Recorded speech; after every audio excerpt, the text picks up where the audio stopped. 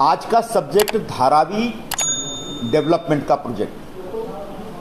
आपको मालूम है धारावी प्रोजेक्ट इस समय खूब चर्चा में है, जोरदार इसका विरोध भी हो रहा है, खासकर एक पॉलिटिकल पार्टी की तरफ से या दो पॉलिटिकल पार्टी की तरफ से, उबाठा और कांग्रेस।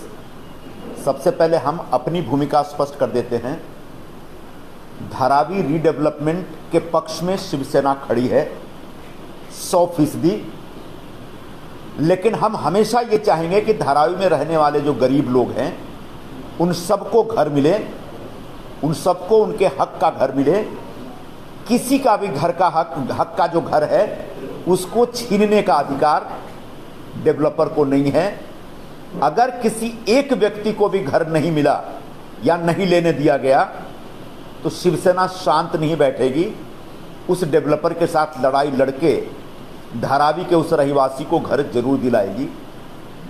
दूसरा बड़ा मुद्दा है इसमें कि एसआरए में कहीं भी जो रीडेवलपमेंट का प्रोजेक्ट बनता है और जब रिहैबिलिटेशन दिया जाता है, उनका पुनर्वसन होता है, तो सिर्फ और सिर्फ पात्र रहिवासियों को घर मिलता है। धारावी की भूमिका, धारावी का प्रोजेक्ट ऐसा है जहां पर अपात्र रहिवासियों को भी घर देने का प्रस्ताव है। तो एक एक अपात्र रहिवासी को भी घर मिले उसके हक का, इसके लिए भी शिवसेना वचनबद्ध है। उबाठा के प्रमुख श्री उद्धव जी ठाकरे ने परसों बड़ा जोर से बोला है कि हम जब सरकार में आएंगे तो धारावी का यह पूरा टेंडर रद्द कर देंगे, अदानी सिटी नहीं बनने देंगे मुंबई में। सबसे पहले तो वो दोबारा सरकार में आएंगे नहीं, ये पक्का हो चुका है। दूसरा, वो जो दिसंबर 2023 और जुलाई 2024 ये दो बार जो धारावी के प्रोजेक्ट के खिलाफ उन्होंने बोला है, उसे लेकर के हमारे पास 3 सवाल हैं और तीनों सवाल का जवाब हम उनसे मांगते हैं। पहला सवाल यह है कि जब 2019 के नवंबर महीने में ये मुख्यमंत्री बने कांग्रेस और राष्ट्रवादी कांग्रेस के समर्थन से, तो मुख्यमंत्री बनते ही उन्होंने तत्काल नवंबर महीने में, 2020 के नवंबर महीने में, अक्टूबर नवंबर महीने में वो टेंडर रद्द किया था जो अदानी से पहले सेकलिंग टेक्नोलॉजी कॉरपोरेशन को मिला। दुबई बेस्ड एक कंपनी थी जिसको जनवरी 2019 की टेंडरिंग में धारावी के रीडेवलपमेंट का पूरा प्रोजेक्ट मिला था। जनवरी 2019 अगर मैं कह रहा हूं, इसका मतलब एक ऐसी सरकार जिसके प्रमुख श्री देवेंद्र फडणवीस थे और जिस सरकार को उस समय के शिवसेना का पूरा समर्थन प्राप्त था, उबाठा का समर्थन प्राप्त था। उद्धव ठाकरे जी उस सरकार के हिस्सा थे और जब उद्धव ठाकरे जी उस सरकार के हिस्सा थे तब जनवरी 2019 में एक सेकलिंग टेक्नोलॉजी कॉरपोरेशन करके एक रियल एस्टेट कंपनी है जिसका मुख्यालय दुबई में है, मुंबई में भी उसका कार्यालय है, शाह करके उसके मालिक हैं। ओरिजिनली ये लोग बहरीन के रहने वाले हैं लेकिन हैं हिंदुस्तानी। इनकी कंपनी वॉज सक्सेसफुल बिडर और उसमें अदानी को डिफीट किया था, अदानी ग्रुप को डिफीट करके सेकलिंग को वो कॉन्ट्रैक्ट मिला था। उसमें कुछ तांत्रिक अड़चन थी जिसकी वजह से उस टेंडर को तात्कालिक तौर पर होल्ड किया गया था। लेकिन जब उद्धव ठाकरे चीफ मिनिस्टर बनते हैं तो अक्टूबर 2020 में वो टेंडर को स्क्रैप कर देते हैं, कैंसिल कर देते हैं। हमारा पहला सवाल यह है कि आपने उस टेंडर को स्क्रैप क्यों किया था, कैंसिल क्यों किया था? क्योंकि जैसे ही आपने उस टेंडर को कैंसिल किया, आपने अदानी ग्रुप के लिए धारावी में घुसने का रास्ता खोल दिया। जिस अदानी ग्रुप के ऊपर आपको इतना ऐतराज है और आपको लगता है कि पूरे मुंबई को अदानी खा जाएंगे, उस अदानी को जनवरी 2019 की टेंडरिंग प्रोसेस में रोक दिया गया था। लेकिन आप जब चीफ मिनिस्टर बनते हैं तो आप उस टेंडर को स्क्रैप करके अदानी को एक बार फिर से धारावी में घुसने का मौका देते हैं, उसके लिए रास्ता खुला छोड़ देते हैं। क्या यह आपका अपना निर्णय था? इस निर्णय के पीछे कोई लेन देन था? उस समय सरकार में जो लोग थे उसमें शरद पवार जी की पार्टी थी। शरद पवार जी और अदानी ग्रुप के बीच क्या रिश्ता है सबको मालूम है। कैसे अपनी गाड़ी में शरद पवार जी के आमदार उनको बैठा के घुमा के लेके जाते हैं, पूरा बारामती घुमाया जाता है, ये सबने देखा है। तो क्या शरद पवार का कोई दबाव था? और सबसे मजेदार बात है कि कांग्रेस पार्टी जो रोज हम दो हमारे दो और पूरी केंद्र सरकार दो उद्योगपतियों के लिए चल रहे, इसके लिए रोज राग अलापती है, तब कांग्रेस उस सरकार में थी और कांग्रेस चुप थी। कांग्रेस की जो आमदार धारावी की हैं, जिन्होंने इस प्रोजेक्ट के ऊपर खूब ऑब्जेक्शन लिया, उसी सरकार में मंत्री थी, उन्होंने कुछ नहीं बोला और वो टेंडर कैंसिल कर दिया गया। टेंडर कैंसिल होने के बाद अक्टूबर 22 में टेंडर कैंसिल होने के बाद उद्धव ठाकरे की सरकार ने धारावी के लिए एक नया टेंडर डॉक्यूमेंट बनाने का प्रोसेस शुरू किया। और जब तक प्रोसेस चल रहा था तब तक जून 2022 आ जाता है और उनकी सरकार गिर जाती है। जून 2022 के बाद एक नई सरकार आती है, एकनाथ शिंदे जी उसके मुख्यमंत्री और फडणवीस जी उसके उप मुख्यमंत्री। इस सरकार ने आगे जाकर के अक्टूबर 22 में टेंडर फ्लोट किया धारावी के लिए फिर से। वो जो टेंडर फ्लोट किया है उसमें एक लाइन भी नया नहीं है। जो टेंडर उद्धव ठाकरे ने क्रिएट किया था, बनाया था, वही टेंडर एकनाथ शिंदे जी की सरकार ने फ्लोट किया। आज जिन मुद्दों के ऊपर उनका ऑब्जेक्शन है उसमें पहला मुद्दा यह है कि धारावी कराना 500 स्क्वायर फीट का घर मिडाले पाइजे। मतलब धारावी के लोगों को अगर 500 स्क्वायर फीट का घर नहीं मिले तो मैं रद्द कर दूंगा। लेकिन जो टेंडर उद्धव ठाकरे जी जब मुख्यमंत्री थे उनकी सरकार ने बनाया था उसमें 350 स्क्वायर फीट लिए और उसी टेंडर को शिंदे जी की सरकार ने फ्लोट किया, जिसके आधार पर अदानी की एंट्री होती है, अदानी ग्रुप को टेंडर मिलता है। जितनी शर्तें शिंदे सरकार ने इस टेंडर में डाली है, जिसको अदानी समूह को मिला जो टेंडर, वो सारी शर्तें इसी डॉक्यूमेंट में, and this document was prepared by Uddhav Thackeray, none other than Uddhav Thackeray government. तो आज अगर धारावी रीडेवलपमेंट के लिए जो टेंडर हमने फ्लोट किया, जो उनको मिला और जिसके आधार पर वहां रीडेवलपमेंट का काम शुरू हुआ, उस पर अगर उसकी किसी भी शर्त पर आपको ऐतराज है तो हमारा पहला सवाल है कि फिर उन शर्तों को आपने डाला क्यों था अपने डॉक्यूमेंट में। इस सवाल का जवाब अभी तक उद्धव ठाकरे की तरफ से या उनकी पार्टी की तरफ से नहीं आया। और तीसरी, इसके साथ एक इंफॉर्मेशन मैं ऐड कर देता हूं। इसमें एक चीज है जो कल परसों बोल रहे थे, टीडीआर। इस डॉक्यूमेंट में उद्धव ठाकरे ने जो डॉक्यूमेंट तैयार किया और हमारी सरकार ने जो रिलीज किया, उन दोनों के बीच ये एक डॉक्यूमेंट है जो अलग से ऐड किया गया, वो टीडीआर। धारावी प्रोजेक्ट में जो टीडीआर जनरेट होगा, उस टीडीआर को लेकर के उन्होंने सवाल उठाया। ये एक फ्रेश इस गवर्नमेंट ने डाला। इस डॉक्यूमेंट को रिलीज करने के 3 दिन पहले 28 सितंबर 2022 को ये टीडीआर डॉक्यूमेंट जीआर के तौर पर रिलीज किया गया। उसके बाद 3 दिन बाद टेंडर डॉक्यूमेंट रिलीज होता है, फ्लोट होता है टेंडर, जिसमें बहुत सारे लोग आते हैं, अदानी आते हैं और अदानी बाद में लेके चले जाते हैं। इसमें उनको ऐतराज क्या है? पहला ऐतराज यह है टीडीआर पे कि साउथ बाउंड नहीं होना चाहिए, साउथ बोर्ड्स नहीं होना चाहिए। जरा इसको मैं एक्सप्लेन करना चाहता हूं, मैं चाहता हूं कि आप लोग समझे। मुंबई हाई कोर्ट का एक ऑर्डर है कि कोई भी बिल्डर जब बिल्डिंग डेवलप करेगा और अगर वो एफएसआई कंज्यूम नहीं कर सकता, और जो एफएसआई कंज्यूम नहीं होता वो टीडीआर बन जाता है, ट्रांसफर डेवलपमेंट राइट। मतलब वो एफएसआई बेचा जा सकता है किसी और डेवलपर को। तो हाईकोर्ट का ऑर्डर यह है कि अगर मान लीजिए बांद्रा में कोई टीडीआर जनरेट होता है तो वो टीडीआर का इस्तेमाल मालाबार हिल पे नहीं होगा, आगे होगा नॉर्थ की तरफ। ये हाईकोर्ट का ऑर्डर है। बांद्रा का टीडीआर अंधेरी जाएगा, पार्ला जाएगा, बोरीवली जाएगा, दहिसर जाएगा। तो धारावी का भी टीडीआर उधर ही आना चाहिए, इधर नहीं आना चाहिए। इसमें जानकारी ये है, इसमें प्रोविजन ये है कि आप साउथ बाउंड भी कर सकते हैं, साउथ साइड में भी कर सकते हैं। इस पर उनको ऐतराज है। मैं उनको याद दिलाना चाहूंगा कि मुंबई के लोगों को दिग्भ्रमित करने के बजाय जो सही जानकारी है वो लोगों के साथ शेयर करिए। 2018 में डीपी 2034 पास हुआ है बीएमसी में। उस समय शिवसेना उबाठा की सत्ता थी वहां पे, और उस डीपी में यह प्रोविजन है कि कहीं का भी टीडीआर कहीं भी यूज कर सकते हैं।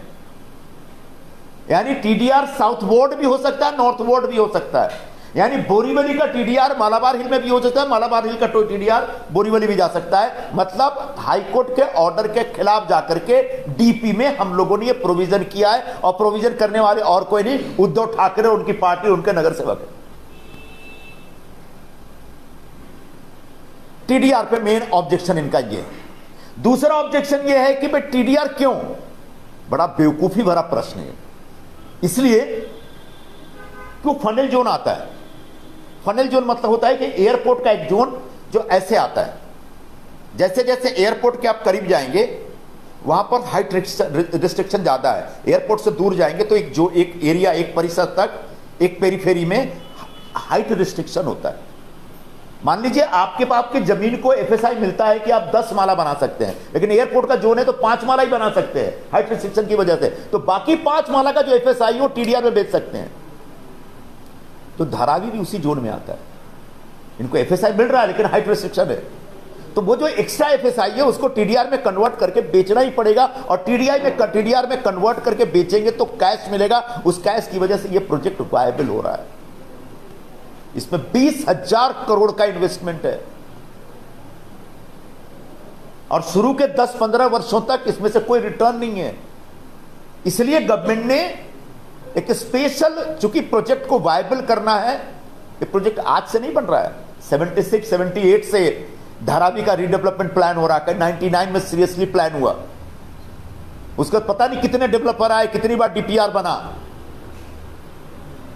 हमेशा बनता है, रद्द होता है, बनता है, रद्द होता है। अब कहीं जाके धारावी के रीडेवलपमेंट का जो सपना है साकार होते हुए दिख रहा है। और ऐसे में उद्धव ठाकरे जब धारावी का डेवलपमेंट का, रीडेवलपमेंट का सपना साकार होते हुए दिख रहा है, तब उसके विरोध में निकले हैं। इसलिए मैंने बिगिनिंग में एक सवाल रखा था कि दिसंबर 2023 में विरोध करते हैं, पूरा प्रोटेस्ट, एक जोरदार मोर्चा होता धारावी में। कुठल्या परिस्थितीत आम्ही धारावी अदानीकडे जाऊ देणार नहीं, इस प्रकार का मरने मारने वाली बात। ये दिसंबर की बात है। दिसंबर 2023 के बाद जनवरी, फरवरी, मार्च, अप्रैल, मई, जून, 6 महीने तक शांत हैं, एक शब्द नहीं बोल रहे हैं। उद्धव ठाकरे पूरे महाराष्ट्र में घूम रहे हैं, उद्धव जी पूरे मुंबई में घूम रहे हैं, धारावी रीडेवलपमेंट के ऊपर एक शब्द नहीं बोला उन्होंने। धारावी खुद जाके क्या बोले मैंने ध्यान नहीं दिया उसका। उनके उम्मीदवार ने कितना बोला होगा मुझे नहीं मालूम, लेकिन खुद उद्धव ठाकरे दिसंबर 2023 से लेके जून 2024 तक शांत हैं, इस पूरे विषय पे चुप हैं। आज जुलाई महीने में फिर से धारावी उनको याद आती है और अदानी याद आते हैं। क्यों? क्योंकि 3 महीने बाद असेंबली का इलेक्शन, महाराष्ट्र विधानसभा का चुनाव। तो तब लोकसभा का चुनाव था, आपने अदानी के खिलाफ एक जोरदार स्टैंड लिया, पता नहीं क्या डील की। अब विधानसभा चुनाव है, फिर आपको चंदा चाहिए, फिर आप शोर मचा रहे हैं। तो मैं धारावी के नागरिकों को आगाह करना चाहूंगा, वो आपके लिए नहीं अदानी के खिलाफ बोल रहे हैं, वो अपनी पार्टी के लिए चंदा वसूलने के लिए ठीक चुनाव के समय धारावी को मुद्दा बनाकर लोगों के सामने आ जाते हैं। लोकसभा चुनाव से पहले आए, चंदा लिया। मैं चैलेंज कर रहा हूं, उद्धव जी ठाकरे बाला साहब जी की कसम खा के कहें, बाला साहब जी की शपथ लेके कहें कि उन्होंने अदानी से एक भी पैसा चंदा कभी नहीं लिया। शपथ लेके कहें कि आने वाले विधानसभा चुनाव में भी 1 पैसा चंदा नहीं लेंगे।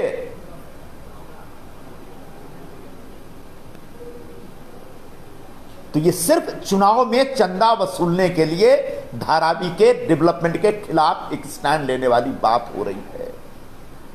परसों के एक बयान में उन्होंने बहुत ही फैक्चुअली रॉन्ग इंफॉर्मेशन दी है कि अदानीला अजुन 500 एकड़ जमीन पाइजे, ऐसा कुछ बोला ना।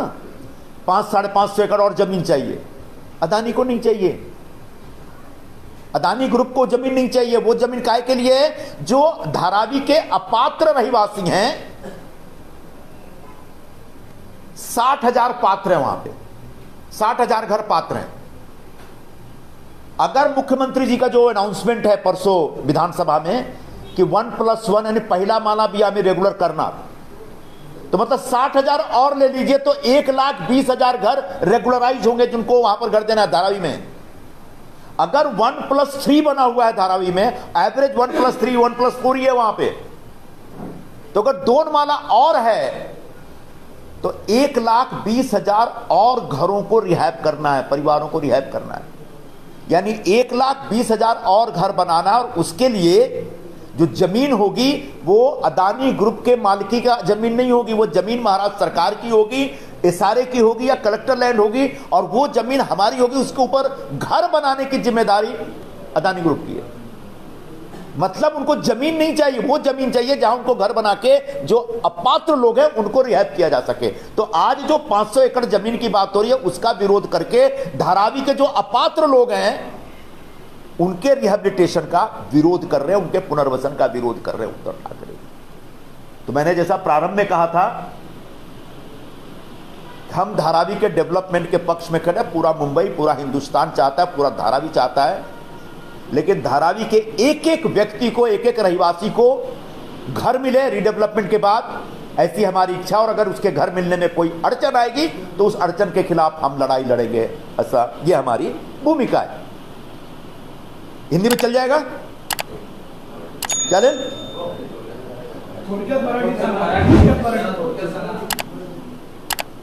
धारावीचा जो रिडेव्हलपमेंटचा प्लॅन आहे, प्रोजेक्ट आहे, त्याच्या विरोधात उद्धव ठाकरेंनी पुन्हा आवाज उठवलेला आहे। 6 महिन्या गप बसल्यानंतर 2-3 दिवसापूर्वी त्यांनी पुन्हा एकदा धारावीचा रिडेव्हलपमेंट होऊ देणार नाही असा त्यांनी घोषणा केलेली आहे। आमच्या मनात 3 प्रश्न आहे याबद्दल। पहिला, जानेवारी 2019 मध्ये जेव्हा धारावी रिडेव्हलपमेंटचा पहिला टेंडर फ्लोट झाला होता आणि त्याच्यामध्ये सेकलिंग टेक्नॉलॉजी कॉर्पोरेशन नामच्या एक प्राइवेट रियल एस्टेट डेव्हलपमेंट कंपनीला टेंडर मिळाला होता। त्यांनी अदानीला पराभूत केला होता बिडिंग प्रोसेस मध्ये। तो जो टेंडर होता उद्धव ठाकरेजी मुख्यमंत्री झाल्यानंतर त्यांनी का कॅन्सल केला, का रद्द केला, हा आमचा पहिला प्रश्न आहे। दुसरा प्रश्न आहे की ऑक्टोबर-नोव्हेंबर 2022 मध्ये जेव्हा धारावी रिडेव्हलपमेंटचे नवीन टेंडर रिलीज टेंडर फ्लोट झाली, तो टेंडर डॉक्युमेंट ऍक्च्युअली उद्धव ठाकरेची गव्हर्नमेंटने बनवला होता। म्हणजे शिंदे आणि फडणवीस जीची जो सरकार होती त्यांनी जो टेंडर फ्लोट केला त्याचे सर्व अटी आणि शर्त उद्धव ठाकरेची सरकारने टाकली होती आणि त्यांचाच डॉक्युमेंट होता ज्याला रिलीज केला शिंदे आणि फडणवीस सरकारने।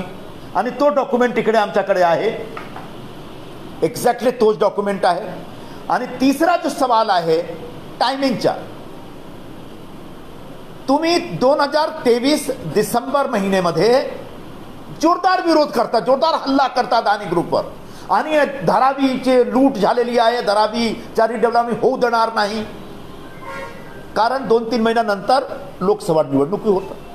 तो लोकसभा निवडणुकीच्या तोंडावर तुम्ही धारावीचा पहिला विरोध केला आता विधानसभाच्या निवडणुकी येत आहे, त्याच्या तोंडावर तुम्ही आता दुसऱ्यांदा विरोध करत आहात, म्हणजे तुम्हाला धारावीचे लोकांच्या नावाने फक्त विरोध करून अदानीकडून चंदे पाहिजे, पैसे पाहिजे, हाच तुमचा हेतू आहे असा आम्हाला वाटतो, असा आमच्या मनात प्रश्न आहे। जेव्हा लोकांच्या रिडेव्हलपमेंट, लोकांच्या घराचा प्रश्न असतो, तेव्हा स्वतःचा जो स्वार्थ आहे त्याला बाजू ठेवायला पाहिजे। पण उद्धव ठाकरे फक्त स्वतःच्या स्वार्थासाठी आणि पक्षासाठी चंदा उगवण्यासाठी फक्त हा पर्पस घेऊन ते धारावीच्या रिडेव्हलपमेंटचा विरोध करत आहेत। आमचा याचा विरोध आहे। आम्ही धारावीच्या रिडेव्हलपमेंटच्या पक्षामध्ये उभे आहोत, पण कधीही लोकांना घर, प्रत्येक लोकांना तिकडे घर मिळाला पाहिजे, हा आमचा एक पहिली आणि आखरी शर्त आहे।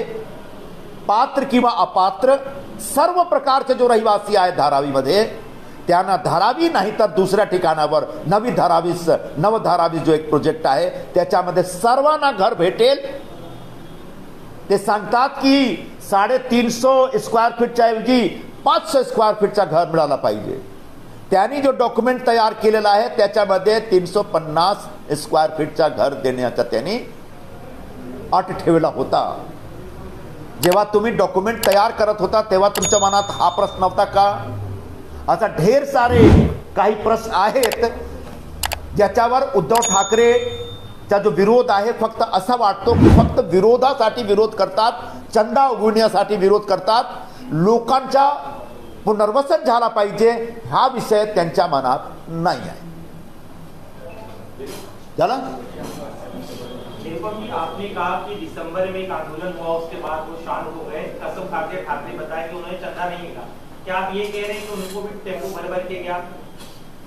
अब टेम्पो भर के गया कि ऑटो रिक्शा में भर के गया मुझे नहीं मालूम है, लेकिन मैं चैलेंज करता हूं, उद्धव ठाकरे जी, बाला साहब ठाकरे जी की कसम खा के कहें कि उन्होंने अदानी से कभी चंदा नहीं लिया। साथ में यह भी कसम खाएं कि आने वाले विधानसभा चुनाव में अदानी से चंदा नहीं लेंगे। मजेदार बात यह है कि उनके जो मेन सहयोगी श्री शरद पवार जी हैं, उनके भतीजे या पोते जो भी हैं, आमदार पवार साहब नौजवान, वो उनको गाड़ी देते हैं कि भाई अदानी जी को अपनी गाड़ी में घुमाओ, और उनका सहयोगी बन के उसी गाड़ी का टायर पंक्चर के लिए उद्धव ठाकरे निकले हैं। ये महज एक पोस्चरिंग है, जेस्चरिंग है चंदा वसूलने के लिए, वरना लोकसभा चुनाव से पहले बोमा बोम, जोरदार हल्ला, उसके बाद एकदम चुप रह गए, कुछ नहीं। ठीक विधानसभा चुनाव जैसे ही आता है एक बार फिर से हल्ला। जाहिर सी बात है, चंदा चाहिए और कुछ नहीं। क्या लिया गया कि इसको लेकर स्पेसिफिक जानकारी, अगर लिया गया तो ये कानून अपराध होगा, आपकी सरकार है? अब कोई दिखा के थोड़ी लेता है कोई दिखा के तो नहीं लेता ना। अब कैसे लिया, कहां लिया, अब ये उनको बताना पड़ेगा। सरकार आपकी है, आपको नहीं करता जांच? सरकार थोड़ी एक एक पे नजर रखते हुए कौन कहां किससे पैसा ले रहा है, इतना आसान थोड़ी है साहब। नहीं, पॉलिटिकल पार्टियां अगर किसी औद्योगिक घराने से पैसा लेती हैं, चंदा लेती है, तो उसमें कोई गलत बात नहीं है। सभी पार्टियां लेती हैं, सभी पार्टियां लेती रहेंगी। हाँ, उसके लिए एक ट्रांसपेरेंट सिस्टम बनाने का प्रयास एक अरसे से चल रहा है, जिसका एक हिस्सा इलेक्टोरल बॉन्ड्स भी है।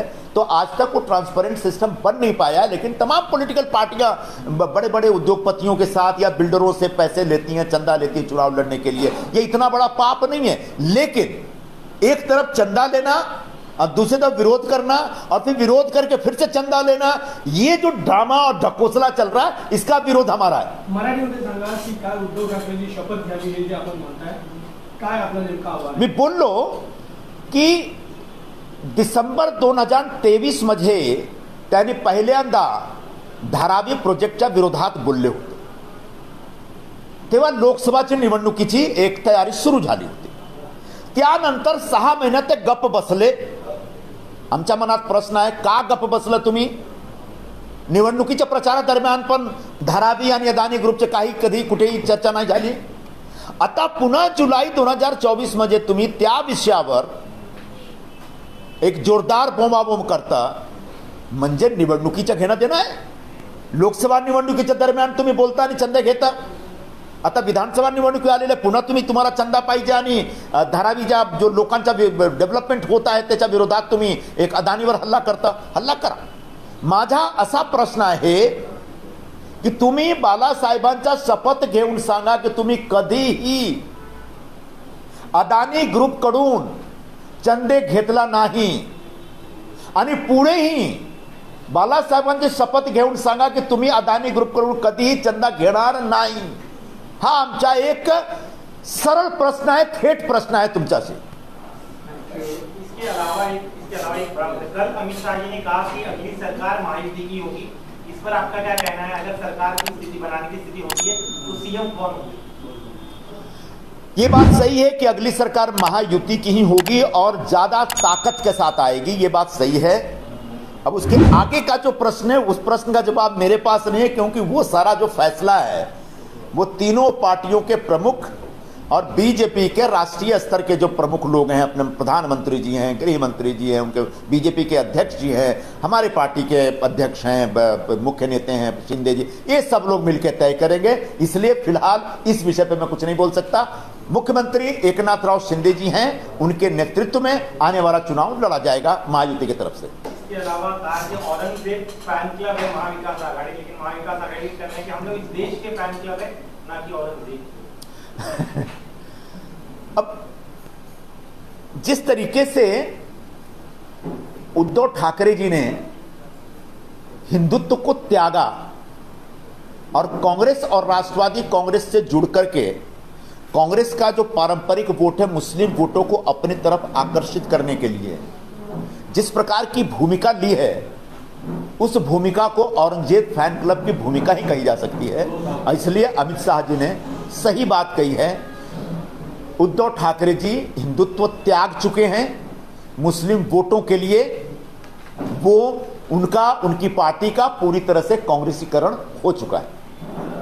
इसके अलावा आज शरद पवार जी मुख्यमंत्री से मिल रहे हैं आरक्षण ओबीसी आरक्षण के मुद्दे पर. आज ओबीसी आरक्षण को लेकर एक रैली भी निकल रही है, जन आक्रोश. सरकार की क्या भूमिका है? क्योंकि तनाव आप लोग पर आरोप ये लग रहा है कि ओबीसी वर्सेस मराठा कर रहे हैं सरकार. देखिए, हमारी सरकार की भूमिका स्पष्ट है कि मराठा समाज को आरक्षण मिलना ही चाहिए.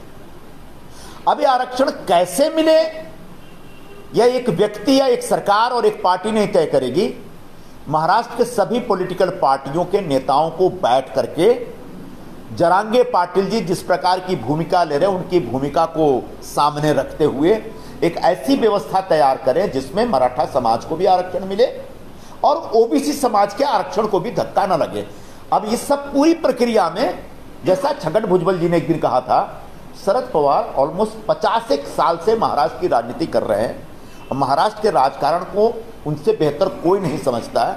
ऐसे में कहीं ना कहीं उनको दूर से तमाशा देखने के बजाय इस पूरे प्रकरण में उतरना चाहिए और ऑल पार्टी मीटिंग में बैठ करके शरद पवार जी हो या उबाठा हो या कांग्रेस हो अपनी भूमिका स्पष्ट करे कि मराठा समाज को आरक्षण कैसे मिलना चाहिए. उनका जो सुझाव होगा अगर वो जरांगे पाटिल जी को मान्य होगा तो निश्चित तौर पर हमारी सरकार उसको स्वीकार करेगी.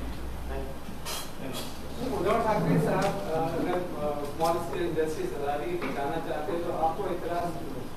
तो हम कहां बोल रहे हैं कि वहां के स्मॉल स्केल इंडस्ट्री को बर्बाद कर देना है.